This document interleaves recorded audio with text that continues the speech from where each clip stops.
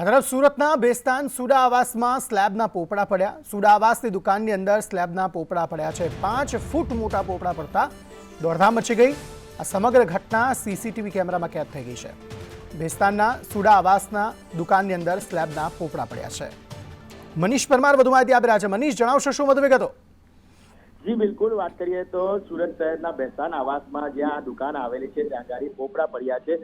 ઘટના જોઈ શકાય છે કઈ રીતના સીસીટીવીમાં કેદ થઈ જવા પામે છે। જે પોપડા છે તે એકાએક પડે છે, પરંતુ સદનસીબે જે દુકાનદાર છે બપોરનો સમય હોવાના કારણે તે બહાર હતો, ઘરાકી નહીં હતી। જો દુકાનમાં કોઈ ઘરાકી હતા અને કહેવાય કે એક મોટી જાનહાનિ થશે।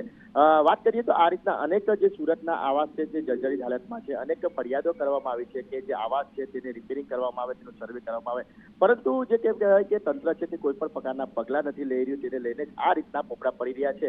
હાલ તો જે સુડા આવાસમાં જે લોકો છે તેનામાં રોષ ભરાયો છે, કારણ કે જે પોપડા પડ્યા છે ત્યારે લોકોમાં નાસભાગ પણ મચી જવા પામી છે અને લોકો એકઠા થઈ ગયા છે અને હવે તંત્રને નમ્ર અપીલ કરી રહ્યા છે કે આ પોપડા છે તે જે પડ્યા છે તેનું કામ છે તે જલ્દીથી જલ્દી રિપેર કરાવે અને સર્વે કરાવે, ત્યારબાદ આ બિલ્ડિંગમાં કહેવાય કે જે રિપેરિંગ કામ કરવાનું તે કરાવે। જી આભાર સમગ્ર માહિતી આપવા માટે।